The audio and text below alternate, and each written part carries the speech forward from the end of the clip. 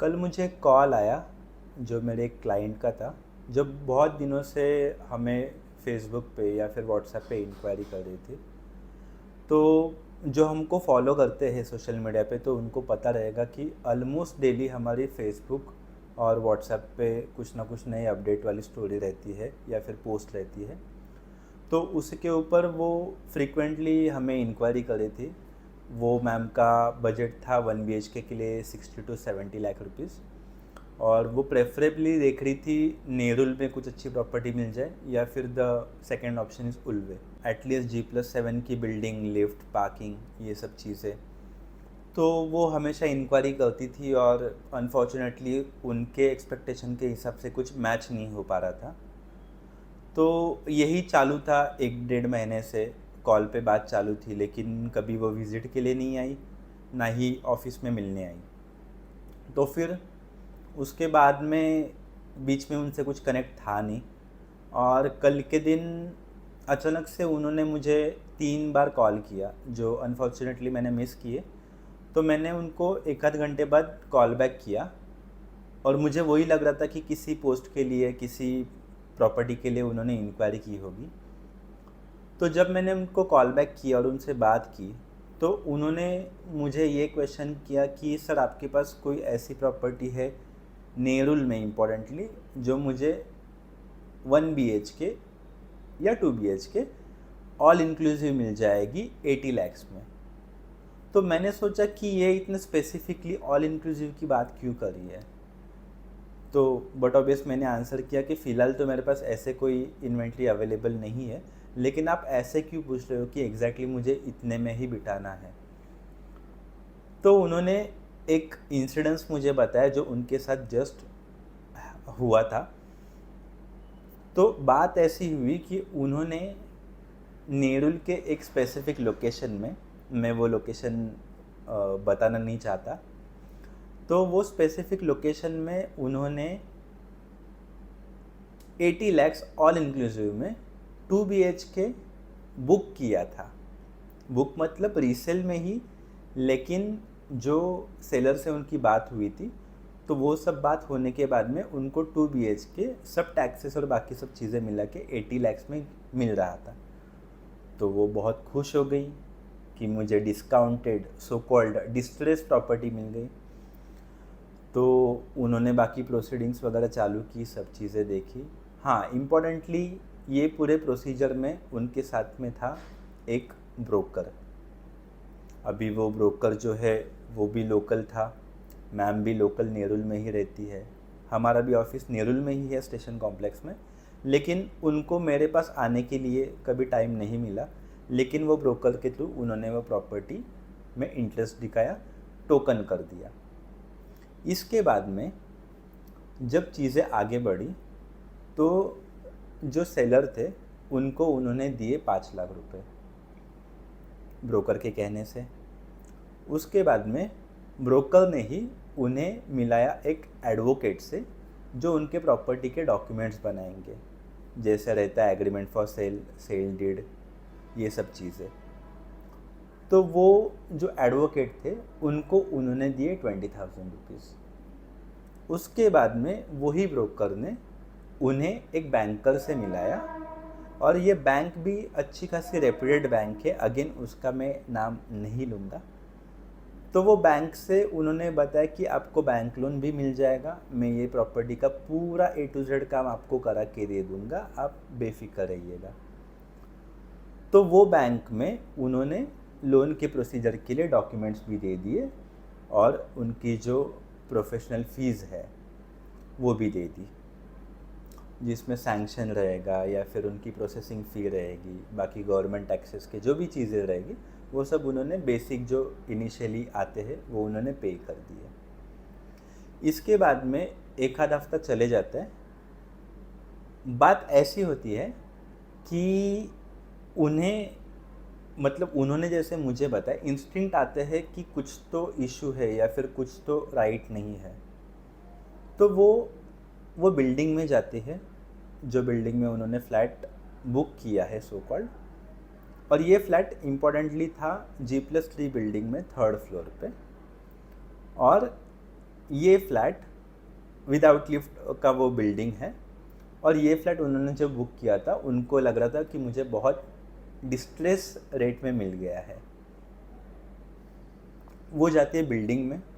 Building में जो committee members रहते हैं उसमें से उन्हें मिलते हैं चेयरमैन।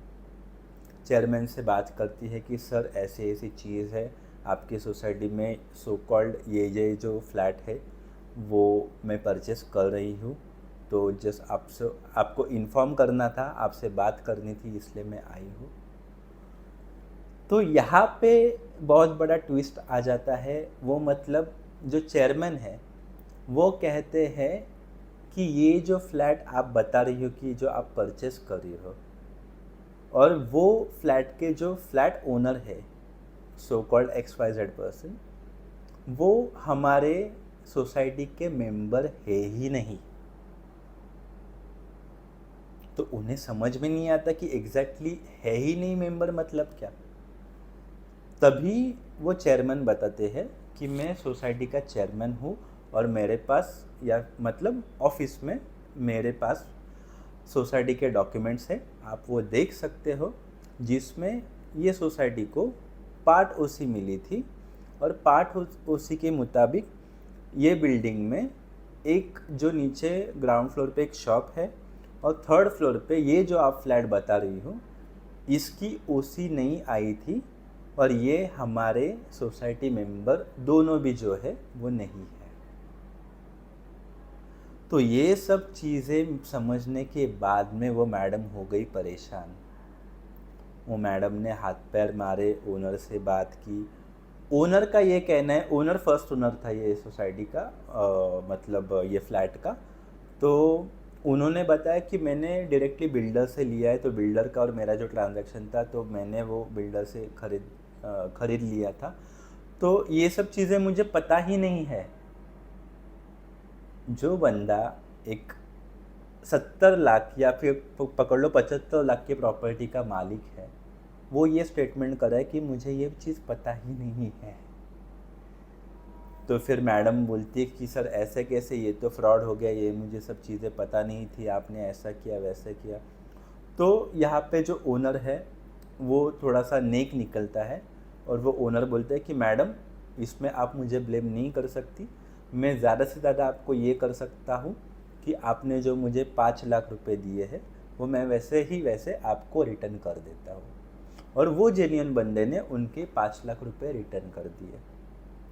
लेकिन इसके बाद उनके जो एक्सपेंसेस हुए थे, जो मैंने आपको बताया, वो मतलब एडवोकेट के चार्जेस और बैंकिंग चार्जेस, उनका क्या। तो उन्होंने एडवोकेट से बात की, एडवोकेट के ऑफिस भी पहले वो गई थी। तो एडवोकेट बोल रहा है कि मेरा काम है ड्राफ्टिंग का, मेरा ये सब काम है नहीं, आपने जो बताया वो मैं काम कर रहा हूँ। तो मैडम बोली कि आपकी रिस्पॉन्सिबिलिटी बनती है कि डॉक्यूमेंट्स देखना, वेरीफाई करना। तो वो एडवोकेट का कहना ऐसा था कि मैं गाउठन के काम करता हूँ, मेरा ऑफिस अगर गाउठन में है तो मैं ये सब चीज़ें नॉर्मल समझता हूँ, मुझे लगा आपको ये सब चीज़ें पता रहेगी। So it is not my responsibility to verify the documents, और आपने जो काम बताया वो मैं कर रहा हूँ, मैंने ड्राफ्टिंग किया है, मैं आगे का भी काम करने के लिए रेडी हूँ, लेकिन मैं आपके पैसे रिफ़ंड नहीं करूँगा। सेम चीज़ वो बैंक में जाके बात करती है, तो बैंक में उनको आंसर मिलता है कि हमने प्रोसेसिंग की है, आपके जो भी चार्जेस लगे हैं XYZ अमाउंट वो आपको रिफ़ंड नहीं मिलेंगे, आपको वही ट्रांजैक्शन, मतलब आपने जो पैसे दिए हैं तो उसमें से आप न्यू ट्रांजैक्शन कर सकते हो, कोई और प्रॉपर्टी खरीद सकते हो विद इन 6 मंथ्स, तो उसमें वो हम एडजस्ट कर देंगे। तो ये सब चीज़ों में आप मुझे बताइए कि गलती किसकी है, वो ओनर की, या फिर बायर की, या फिर एडवोकेट की, या फिर बैंक की, या फिर वो ब्रोकर की जो इस सब में मीडिएटर था, सबसे इम्पोर्टेंट कड़ी वो था। क्योंकि अगर उसने तभी, जब ट्रांजैक्शन नहीं हुआ था तभी वो डॉक्यूमेंट्स चेक करता, कुछ भी डाउटफुल लगता। अच्छा, इसमें सबसे बेसिक चीज़, सबसे इम्पोर्टेंट चीज़ जो रहती है, वो है कि वो फ्लैट सोसाइटी में रजिस्टर्ड है कि नहीं, ये देखने के लिए सोसाइटी से एक शेयर सर्टिफिकेट अलॉट होता है जो ओनर है उसके नाम पे। वो शेयर सर्टिफिकेट ही एग्जिस्ट नहीं कर रहा है तो आगे की प्रोसीजर वो कैसे हुई? तो हमारे कंपनी की जो पॉलिसी है कि बायर के जेब से 1 रुपया जाने से पहले ये हमारी जिम्मेदारी है कि वो प्रॉपर्टी का बैंकिंग और लीगल दोनों चेक करे। लीगल मतलब वो प्रॉपर्टी के सब डॉक्यूमेंट सही है कि नहीं, उसमें अपन ट्रांजैक्शन कर सकते हैं कि नहीं। और बैंकिंग मतलब वो प्रॉपर्टी पे आपको आपके लिए जो सफिशिएंट या एक्सपेक्टेड बैंक लोन है वो मिलेगा या नहीं। वो हिसाब से आप आपकी कैलकुलेशन कीजिए कि आपको इतना लोन मिल रहा है, आप इतना ओन कंट्रीब्यूशन करेंगे और उसके बाद में आप वो प्रॉपर्टी खरीद सकते हो। ये सब चीज़ें अगर क्लियर है तो ही हम आगे ट्रांजैक्शन करते हैं जिसे टोकन कहते हैं। तब तक कोई टोकन नहीं होता, भले किसी को बुरा लगने दो, भले कितना भी टाइम जाने दो। बैक टू दिस पॉइंट, तो ये चीज़ में किसकी गलती है ये आप सोचो और मुझे बता दीजिए। थैंक यू सो मच इतना सब सुनने के लिए। और दिस इज़ हम्बल रिक्वेस्ट कि आप अच्छे, जिसे सेंस है, जिसे नॉलेज है, उनके साथ ही ट्रांजैक्शन कीजिए। किसी अरे गहरे लोगों के साथ ट्रांजैक्शन मत कीजिए, आपके वैल्यूएबल पैसे मत फंसाइए। और ये सब चीज़ों में पैसे तो उनके फंसे है ही, लेकिन ये सब चीज़ में उनको जो मेंटल स्ट्रेस आया, जो डिस्टर्ब हुए, उसकी तो कोई वैल्यू है ही नहीं।